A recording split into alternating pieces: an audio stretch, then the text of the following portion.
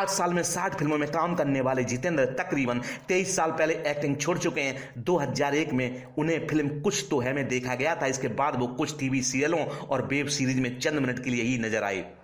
एक इंटरव्यू में जितेंद्र ने तो ये तक कहा था कि उन्हें याद ही नहीं है कि कभी वे बॉलीवुड एक्टर भी हुआ करते थे। बॉलीवुड के बीते जमाने के स्टार जितेंद्र अब 82 साल के हो गए हैं। तकरीबन 4 दशक लंबे करियर में जितेंद्र ने तोहफा, हिम्मत वाला, कारवां, परिचय, मवाली समेत कई हिट फिल्मों में काम किया है। अपने अनोखे डांसिंग स्टाइल की वजह से लोग उन्हें जंपिंग जैक बुलाते थे। जितेंद्र ने करीब 121 हिट फिल्में दी हैं, लेकिन इसके बावजूद उन्हें कभी बेस्ट एक्टर का अवार्ड नहीं मिला। एक्टिंग के अलावा जितेंद्र ने प्रोडक्शन हाउस से भी मोटी कमाई की है, लेकिन फिल्में प्रोड्यूस करते हुए जितेंद्र 2 बार दिवालिया भी हो गए थे। जितेंद्र ने तब भी हार नहीं मानी और आज उनकी संपत्ति करीब 1512 करोड़ रुपए है। नमस्कार दोस्तों, आपका स्वागत है हमारे चैनल ग्लोबल थॉट में। एक बार फिर ग्लोबल थॉट में आज की स्टोरी जितेंद्र की। तो देर किस बात की, कीजिए हमारे चैनल को लाइक और सब्सक्राइब और जानिए बॉलीवुड के बीते जमाने के स्टार जितेंद्र के जीवन की कहानी को। दोस्तों, जितेंद्र का जन्म 7 अप्रैल 1942 को अमृतसर पंजाब में हुआ था। उनका असली नाम रवि कपूर है। जितेंद्र के पिता अमरनाथ फिल्म इंडस्ट्री में नकली ज्वेलरी सप्लाई करने का काम किया करते थे, इसलिए पूरी फैमिली अमृतसर से मुंबई आकर बस गई थी। जितेंद्र की शुरुआती पढ़ाई Saint Sebastian Goan high school Mumbai में हुई थी। इसी स्कूल में उनके साथ राजेश खन्ना भी पढ़ते थे और दोनों बहुत अच्छे दोस्त हुआ करते थे। जितेंद्र ने आगे की पढ़ाई मुंबई के सिद्धार्थ कॉलेज से पूरी की। जितेंद्र जब बड़े हुए तो अपने पिता के बिजनेस में हाथ बटाने लगे। इसी सिलसिले में एक दिन वे फिल्म मेकर बी शांताराम से मिले। फिर अक्सर ज्वेलरी सप्लाई के सिलसिले में जितेंद्र का शांताराम की फिल्म कंपनी में आना जाना लगा रहता था। इसी दौरान उनके मन में हीरो बनने की इच्छा जाग गई। उन्होंने बी शांताराम से किसी फिल्म की शूटिंग देखने की इच्छा जताई। शांताराम ने कहा, सिर्फ शूटिंग देखने से काम नहीं चलेगा, काम करोगे?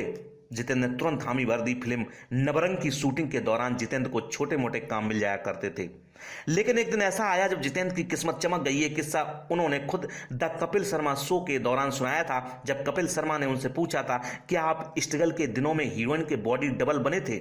इस पर जितेंद्र ने कहा था कि हाँ, मैं फिल्म सेरा की शूटिंग के दौरान जूनियर आर्टिस्ट था। मुझे शांताराम जी की चमचागिरी करनी पड़ती थी। मैं उस वक्त कुछ भी करने को तैयार था।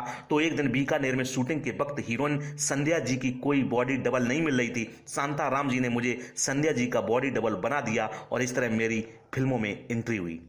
दोस्तों, शुरुआत में जितेंद्र को काम तो मिल गया, लेकिन 6 महीने तक कोई फीस नहीं मिली।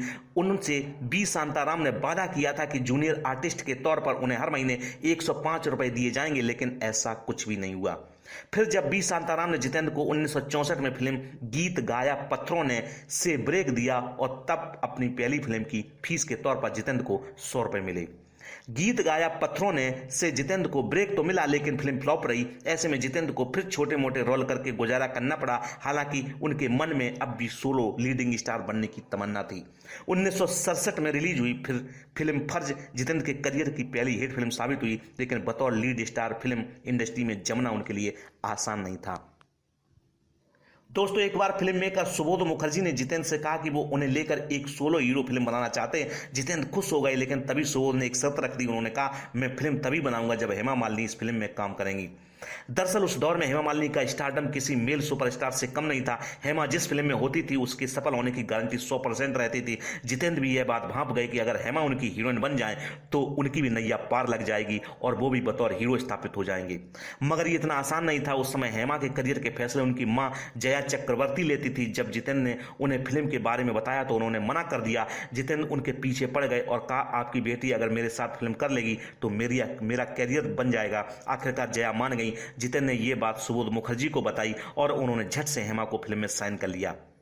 आगे मामले में ट्विस्ट तब आया जब सुबोध मुखर्जी ने फिल्म में जितेंद्र के बजाय शशि कपूर को हीरो के तौर पर साइन कर लिया। ये बात जानकर जितेंद्र के पैरों के तले जमीन खिसक गई। जब उन्होंने सुबोध से इस बारे में बात पूछा तो उन्होंने कहा कि फिल्म के प्रोड्यूसर और फाइनेंसर ने कहा है कि जब हीरोइन हेमा मालिनी है तो हीरो भी बड़ा कास्ट करो। जितेंद्र को लेने की क्या जरूरत है, इसलिए मैंने शशि कपूर के साथ फिल्म अनाउंस कर दी। जितेंद्र ने जब सुबोध से कहा कि हेमा मेरी वजह से फिल्म में आई है तो उन्होंने 2 टूक कह दिया कि हम यहाँ बिजनेस करने बैठे हैं। जितेंद्र इस बात से मायूस हो गए, लेकिन इसी दौरान एलवी प्रसाद ने उन्हें फिल्म जीने की राह का ऑफर दिया। ये फिल्म सुपरहिट हो गई और जितेंद्र चमक गए, जबकि हेमा और शशि कपूर स्टारर फिल्म अभिनेत्री बॉक्स ऑफिस पर फ्लॉप साबित हुई। दोस्तों, आपको बता दें कि जब जितेंद्र बड़े स्टार बन गए तो हेमा की मां जया चक्रवर्ती को वे अपनी बेटी के लिए परफेक्ट लगे। जया हेमा की उनसे शादी करवाना चाहते थे।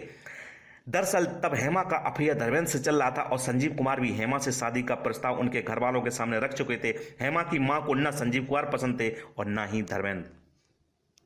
वे नहीं चाहती थी कि हेमा की इन दोनों में से किसी स्टार से शादी हो, जबकि जितेंद्र उन्हें बेटी के लिए पसंद थे। जया चक्रवर्ती ने बेटी हेमा की शादी जितेंद्र से फिक्स कर दी और चेन्नई में दोनों 7 फेरे भी लेने वाले थे। तभी धर्मेंद्र शादी के मंडप में जितेंद्र की गर्लफ्रेंड शोभा को लेकर पहुंच गए और हेमा से उनकी शादी तुड़वा दी थी। इसके कुछ साल बाद जितेंद्र ने 1974 में गर्लफ्रेंड शोभा से लव मैरिज कर ली थी। 1983 में जितेंद्र ने फिल्म हिम्मत वाला में श्रीदेवी के साथ पहली बार काम किया था। दोनों की जोड़ी को काफी पसंद किया गया। यही वजह है कि एक दौर ऐसा आया जब जितेंद्र हर फिल्म में केवल श्रीदेवी के साथ काम करना चाहते थे। शशि कपूर ने एक इंटरव्यू में कहा था कि जितेंद्र को हिम्मत वाला में श्रीदेवी का काम इतना पसंद आया था कि उन्होंने डायरेक्टर राघवेंद्र से कहा कि वे अपनी सभी फिल्मों में उनके अपोजिट केवल श्रीदेवी को बतौर हीरोइन साइन करें। यही वजह थी कि हिम्मत वाला के बाद राघवेंद्र राव ने जब जानी दोस्त, जस्टिस चौधरी, तोहफा, सुहागन, धर्माधिकारी और दिल लगा के देखो फिल्में बनाई तो उन्होंने इनमें श्रीदेवी को ही लिया।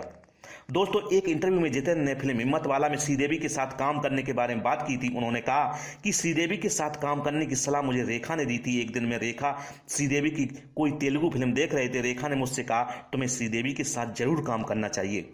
उस वक्त रेखा के पास हिम्मत वाला के लिए डेट्स नहीं थी। वे फिल्म में काम करने से मना कर चुकी थी। ऐसे में मैंने राघवेंद्र राव को श्रीदेवी को कास्ट करने का सुझाव दिया और वे मान गए। इस तरह हिम्मत वाला में श्रीदेवी की एंट्री हुई। श्रीदेवी का डांस में कोई मुकाबला नहीं था। जब हिम्मत वाला की शूटिंग के दौरान डांस मास्टर हमें स्टेप्स सिखाते थे तो श्रीदेवी केवल 2 रिहर्सल में ही स्टेप्स सीख जाती थी और मैं कई बार प्रैक्टिस करता था, लेकिन वे भी मेरे साथ तब तक रिहर्सल करती थी जब तक मैं अपना डांस स्टेप परफेक्ट तरीके से ना कर लूं। दोस्तों, 1975 के आसपास जब जितेंद्र को बतौर हीरो फिल्में मिलना बंद हो गई तो उनकी फाइनेंशियल कंडीशन काफी खराब हो गई थी। इसके बाद जितेंद्र दूसरी बार तब दिवालिया हुए जब उन्होंने फिल्म प्रोड्यूस करने के बारे में सोचा। 1982 में उन्होंने फिल्म दीदार ए यार बनाई जो कि फ्लॉप साबित हुई। इससे जितेंद्र को काफी नुकसान हुआ। खराब आर्थिक स्थिति से उबरने के लिए जितेंद्र ने 8 साल में 60 फिल्मों में काम किया। जितेंद्र की इतनी फिल्में करने पर लोग उन्हें इनसिक्योर एक्टर तक कहने लगे थे, लेकिन जितेंद्र को इसमें कुछ गलत नहीं लगता था। उन्होंने एक इंटरव्यू में कहा था कि मैंने 8 साल में लगातार 60 फिल्में इसलिए की क्योंकि ये सत्य है कि 1980 के दौर में मैं काफ़ी इनसिक्योर था। मैं गोरेगांव की चौल से उठा व्यक्ति हूँ। मैंने वो समय देखा है जब मेरे घर में पंखा लगा था तो पूरी चौल के लोग उसे देखने के लिए आए थे। मैंने बुरा दौर करीब से देखा, इसलिए मैं पागलों की तरह काम करता था। जितेंद्र 23 साल से फिल्मों से दूर हैं, लेकिन इसके बावजूद वे 1512 करोड़ रुपए की संपत्ति के मालिक हैं। मीडिया रिपोर्ट्स के मुताबिक अपने production house Balaji telefilms, alt Balaji और बालाजी मोशन पिक्चर के जरिए उनकी सालाना कमाई करीब 300 करोड़ रुपए तक की है। जितेंद्र ने कुछ साल पहले एक इंटरव्यू में कहा था कि 20 से ज़्यादा साल हो गए हैं, मैं जॉबलेस एक्टर हूं, मैंने अपना 1 रुपया नहीं कमाया है। शोभा यानी पत्नी और एकता यानी बेटी सब काम संभालती है। मेरा योगदान केवल इतना है कि मैंने उस पैसे को सही जगह इन्वेस्ट किया है जो कि उन्होंने कमाया है और वो सारे इन्वेस्टमेंट मेरे लिए फायदेमंद साबित हुए। दोस्तों, जितेंद्र ने एक इंटरव्यू में कहा था कि वे पहले खूब सिगरेट और शराब पीते थे, लेकिन 22 साल पहले ये सब छोड़ चुके हैं। जितेंद्र ने कहा था कि जवानी के दिनों में मैंने अपनी हेल्थ के साथ जितने खिलवाड़ करने सब कर चुका था, लेकिन जब मैं 60 साल का हुआ तो मैंने ये सब छोड़ दिया। लोग मुझसे इस उम्र में भी फिट होने पर कॉम्प्लीमेंट देते हैं तो मैं उन्हें भी ये सब छोड़ने की सलाह देता हूँ। आज के दौर में मुझे सलमान खान और ऋतिक रोशन की फिटनेस बहुत अच्छी लगती है। आज आपने जाना जितेंद्र के बारे में। आप क्या सोचते हो आज की बॉलीवुड स्टोरी के बारे में? कमेंट बॉक्स में कमेंट करके जरूर बताएं। हमारे चैनल को लाइक शेयर और सब्सक्राइब करना ना भूलें। धन्यवाद।